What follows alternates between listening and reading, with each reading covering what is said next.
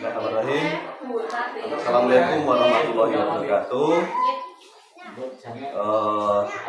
Dalam rangka memenuhi tugas saya untuk demonstrasi kontekstual modul 3.1 berkaitan dengan suatu analisis atas penerapan proses pengambilan keputusan berdasarkan paradigma prinsip pengambilan dan pengujian keputusan.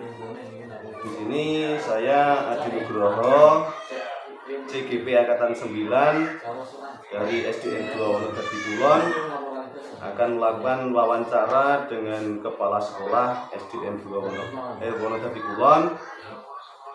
Sekarang saya sudah bersama dengan Ibu Diah Fitriani SAG selaku Kepala SDN 2 Wonodadi Kulon.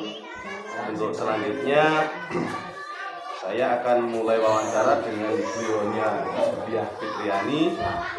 Assalamualaikum Bu Diah. Kabarnya baik. Alhamdulillah. Nah, di sini saya akan melakukan sebuah wawancara Bu Diah terkait dengan dilema etika sebuah permasalahan. Di sini nanti ada beberapa pertanyaan. Monggo Ibu Diah menjawab dari pertanyaan yang saya sampaikan.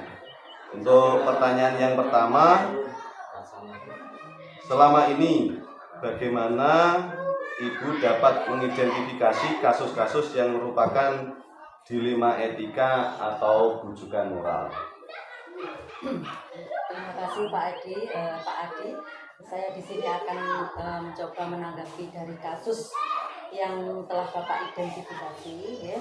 Saya sebagai pimpinan di sebuah instansi pendidikan pasti akan ada beragam kasus yang dihadapi.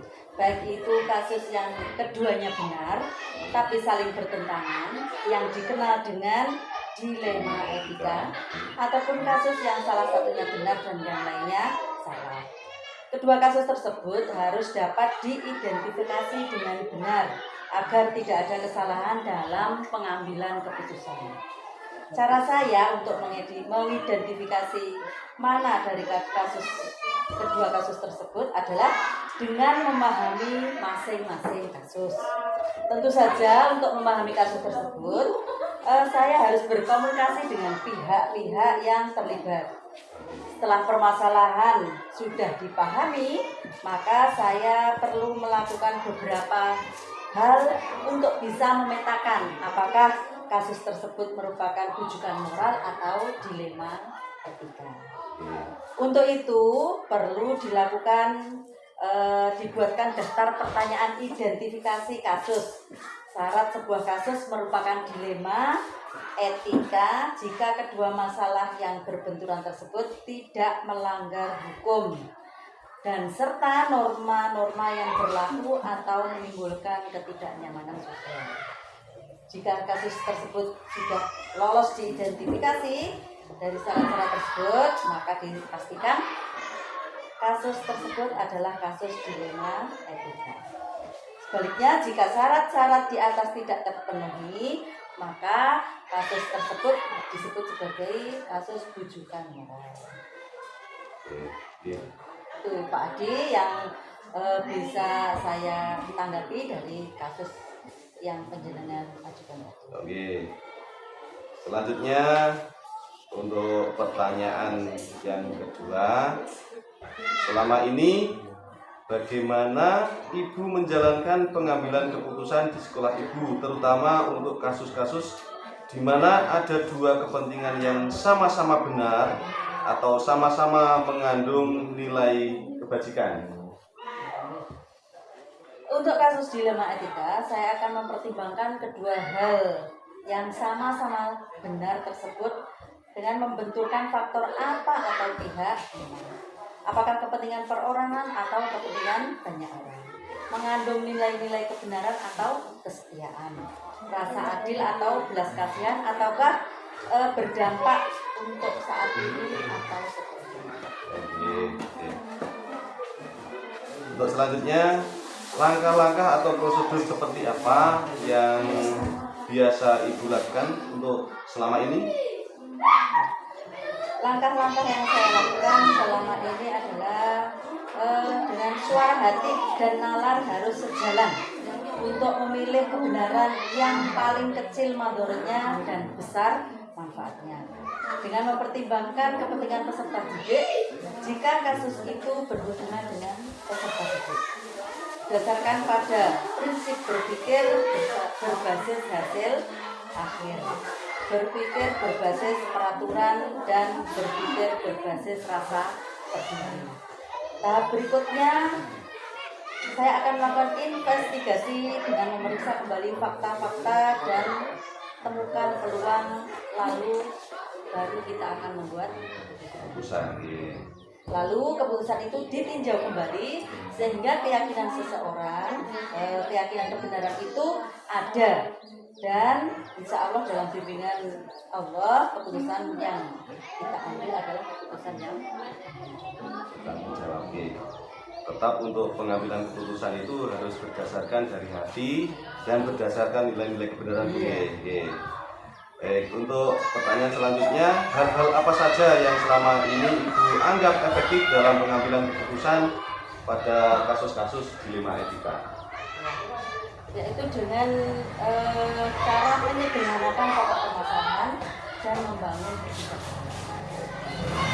Baik, untuk selanjutnya, hal-hal apa saja yang selama ini merupakan tantangan dalam pengambilan keputusan pada kasus-kasus dilema etika?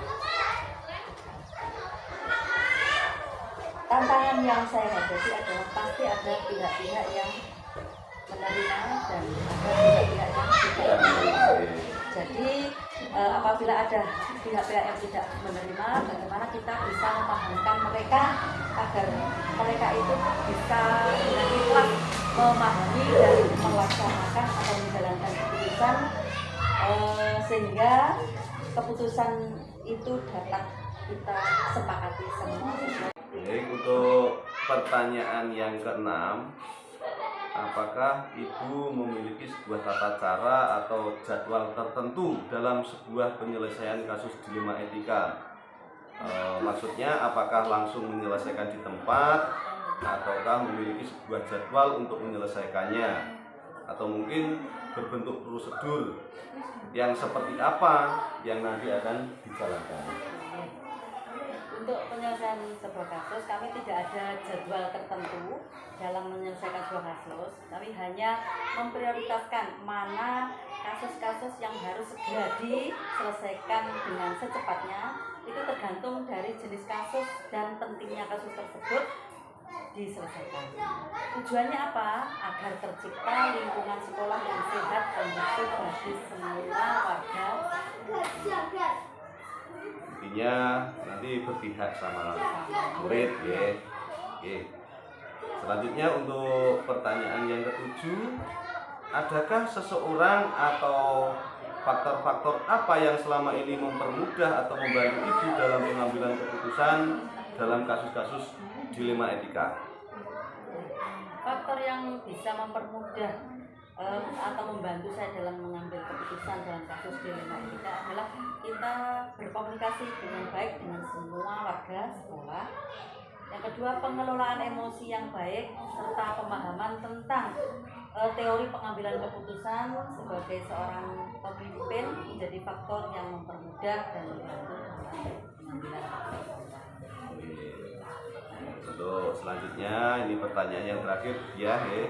Dari semua hal yang telah disampaikan, pembelajaran apa yang dapat Ibu petik dari pengalaman Ibu mengambil keputusan dilema etika? Pembelajaran yang dapat kami ambil yaitu kita dalam mengambil sebuah keputusan maka mengidentifikasi jenis kasus harus bisa dilakukan lebih awal dengan melakukan pengujian-pengujian, lalu dilakukan pengujian benar lawan benar untuk dapat menentukan paradigma apa yang akan kita pilih sehingga keputusan bisa diambil sesuai dengan prinsip-prinsip yang tidak merugikan peserta. Baik, ya, terima kasih atas waktunya untuk memberi kesempatan saya melakukan wawancara terkait dengan paradigma atau analisis sebuah kasus. Mudah-mudahan mudah-mudahan saya nanti insya Allah apabila sebagai pemimpin bisa seperti Ibu dan bisa menyelesaikan sebuah paradigma dari kasus ini dengan baik dan benar. Terima kasih atas waktunya. Assalamualaikum warahmatullahi wabarakatuh.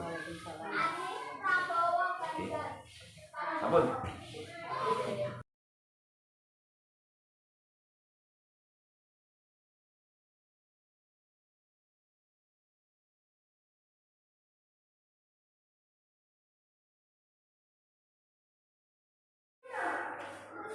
Assalamualaikum warahmatullahi wabarakatuh.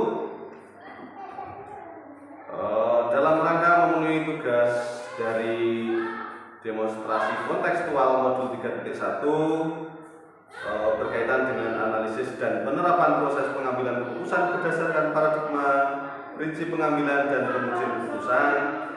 Di sini saya Adi Nugroho, calon guru penggerak angkatan 9, sudah bersama dengan Ibu Nunuk Susilowati SPD dari Kepala SDN 2 Sidomulyo Kecamatan Ngadirejo. Kemudian kita akan mewawancarai beliau berkaitan dengan tugas di atas. Assalamualaikum Bu Nunuk, apa kabarnya? Ya, di sini nanti saya akan mengajukan beberapa pertanyaan terkait dengan dilema etika, terkait dengan pengambilan keputusan terkait penyelesaian kasus. Untuk pertanyaan yang pertama, selama ini bagaimana Ibu dapat mengidentifikasi kasus-kasus yang merupakan dilema etika atau rujukan moral? Terima kasih Pak Adi, saya akan mencoba menjawab pertanyaan Pak Adi. Saya melihat bahwa kasus dilema etika adalah benar lawan benar dan merupakan situasi yang harus memilih dan memutuskan antara dua pilihan, di mana kedua pilihan itu benar secara moral, tapi bertentangan satu sama lain. Sedangkan rujukan moral adalah benar melawan yang salah, yaitu situasi atau keadaan ketika harus mengambil keputusan antara benar dan salah. Oke, baik. Untuk pertanyaan yang kedua, Bu, selama ini bagaimana Ibu menjalankan pengambilan keputusan di sekolah itu, terutama untuk kasus-kasus di mana ada dua kepentingan yang sama-sama benar atau sama-sama mengandung nilai kebajikan? Sebelum mengambil keputusan yang diambil dalam kasus dilema etika, terlebih dahulu dilakukan pengumpulan fakta yang terjadi dan siapa-siapa saja yang terlibat. Menganalisis benar salahnya, membuat alternatif solusi dalam membuat keputusan dan melihat lagi keputusan atau merefleksikannya. Ya, baik. Oke, untuk selanjutnya pertanyaan yang ketiga, Bu. Ini terkait dengan langkah-langkah atau prosedur yang seperti apa yang biasa Ibu lakukan selama ini? Langkah-langkah atau prosedur yang saya lakukan yaitu dengan mengumpulkan fakta-fakta yang ada, kemudian menganalisis benar salahnya, membuat alternatif solusi, membuat keputusan, dan lagi-lagi harus melihat keputusan kembali atau direvisi. Ya, harus direvisi ya. Hal-hal yang dilakukan bisa membuat keputusan yang dapat dilaksanakan kedua belah pihak, yang bertentangan dapat menjalankannya dengan baik. Selanjutnya, hal-hal apa saja yang selama ini Ibu anggap efektif dalam pengambilan keputusan pada kasus-kasus dilema etika? Hal-hal yang efektif dalam mengambil keputusan kasus dilema etika adalah dengan menelaah siapa-siapa yang terlibat, sifat urgent atau mendesak, dan tidaknya kasus tersebut, dan pengambilan alternatif solusi. Baik. Kemudian untuk pertanyaan selanjutnya, hal-hal apa saja yang selama ini merupakan tantangan dalam pengambilan keputusan pada kasus-kasus dilema etika. Tantangan dalam pengambilan keputusan kasus dilema etika adalah ketika masalah tersebut mempunyai nilai yang sama, penting, dan biasanya tetap harus ada yang didahulukan. Serta peraturan-peraturan yang harus dipenuhi, dan tak kalah penting adalah nilai rasa yang harus diutamakan dalam membuat keputusan. Baik, untuk yang selanjutnya Bu, untuk pertanyaan yang keenam, apakah Ibu memiliki sebuah tata cara atau jadwal tertentu dalam sebuah penyelesaian kasus dilema etika? Apakah Anda langsung menyelesaikan di tempat atau memiliki sebuah jadwal untuk menyelesaikannya dalam bentuk prosedur, kemudian yang seperti apa yang harus Ibu jalankan? Dalam pengambilan keputusan dilema etika, saya tidak mempunyai jadwal tertentu atau jadwal khusus, karena masalah biasanya tidak dapat diprediksi kapan datang. Betul, ya Bu. Jika masalah itu ringan, biasanya akan langsung ditangani. Tapi jika masalah berat, maka akan lebih dahulu dimusyawarahkan. Biasanya saya akan berkonsultasi dengan wakil kepala sekolah, dengan orang tua dan guru-guru lain yang dianggap bisa membantu saya menyelesaikan masalah